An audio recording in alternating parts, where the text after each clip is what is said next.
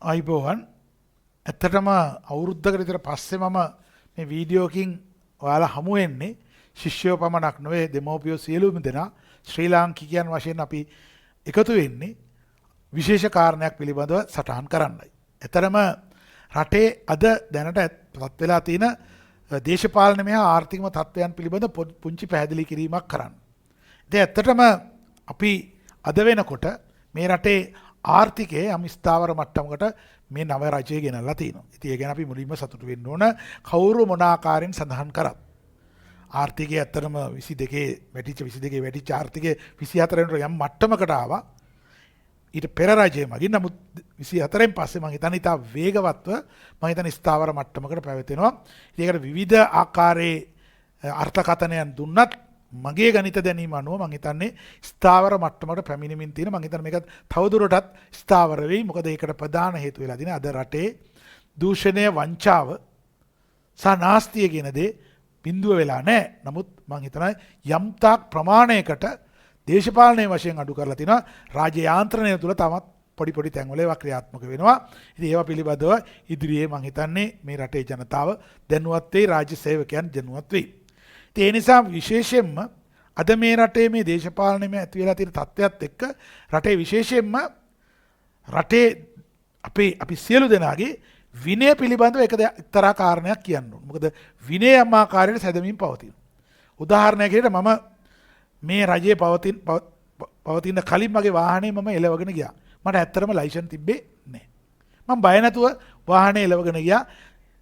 අනිත් දීකේවිලි තිබ්බා. නමුත් මම දැනගත්තා මට ඕනම තැනකින් මට ලයිසන් නැති වුණාට එලවලා මට බේරෙන්න පුළුවන් කියන වාතාවරණය. නමුත් මම මේ ආණ්ඩුව සැප්තැම්බර් 22 වෙනිදා පටන් පත් වුණාන් පස්සේ මම හිතන්නේ මම කිසිම දවසක මගේ වාහනය මම එලවලා නැහැ.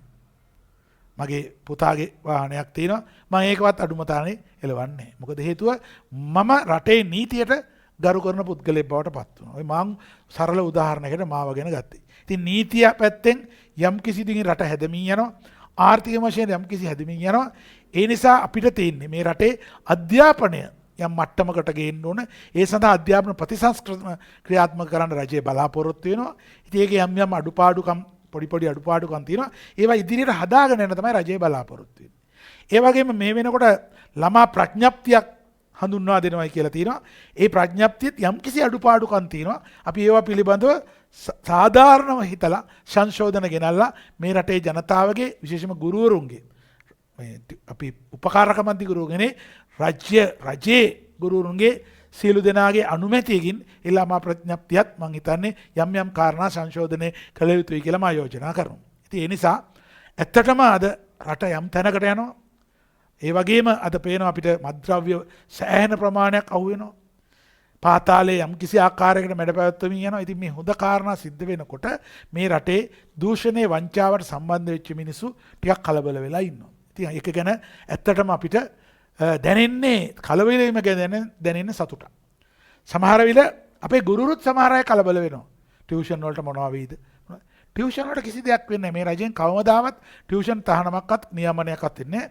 මේ රටේ ටියුෂන් මේ පත් වෙලා තියෙන ඉරණමින් යම් ආකාරයකට නිදහස් වෙන්න පුළුවන් වෙයි. ඒතර ඇත්තටම එතකොට ඒ කාලේ අපි ටියුෂන් කරන්නේ නැති වෙයි. ඉතින් ඒ නිසා ඒකට තව කාලයක් ඒක ක්‍රමානුකූලව කළ යුතු දෙයක්. ඒක ක්‍රමානුකූලව සිද්ධ වෙයි. මම හිතන්නේ ළමෙක් ඉගෙන ගන්න අයිතිය ඕන විදිහකට ඒක කවදාවත් නැති වෙන්නේ නැහැ. නමුත් අද මේක තියෙන්නේ අමුතුම ආකාරයක්. ඒක පිළිබඳව මම පසුව කතා කරනවා.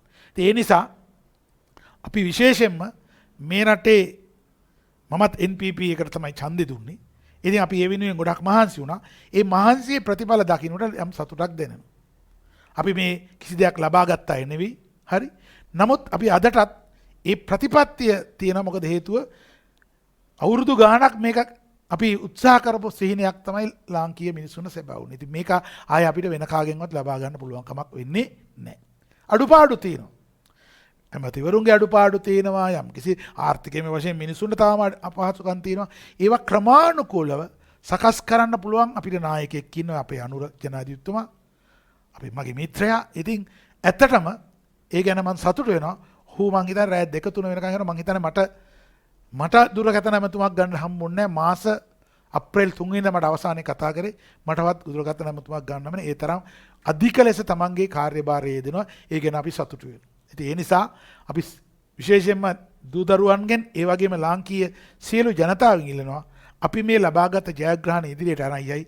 විවිධ පොඩි දේවල් අල්ලගෙන මං හිතන විපක්ෂය කෑ ගහනවා. ඒව ගැන කතා කළ යුතු නෑ. ඔවුන්ට අද අල්ලගන්න තියෙන ඒ වගේ පොඩි දේවල්. ජනාධිපතිතුමා බැරක් ඔබාමාගේ වයිෆුයි කට්ටිය අපේ ජනාධිපතිතුමාගේ වයිෆ් එතන හිටියේ නෑ කියනවා. ඉතින් විවිධ දේවල් අල්ලගෙන කතා කරනවා. නමුත් එතුමා තමන්ගේ කාර්යභාරය ගැන ඊළඟට තමයි ඉංග්‍රීසි ගැන කතා කරනවා.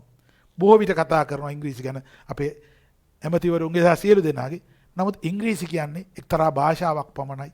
එය රාජ්‍ය යාන්ත්‍රණය රාජ්‍යයක් ගෙනියන්න මම හිතන්නේ කිසිම ගැටලුවක් වෙන්නේ නැහැ. ඉංග්‍රීසි ෆ්ලුවන්ට්ස් තිබෙන්නේ නැත්තයි කියලා. ඒ නිසා පැහැදිලිවම ජපාන් භාෂාවෙන් වැඩ කරන්නේ.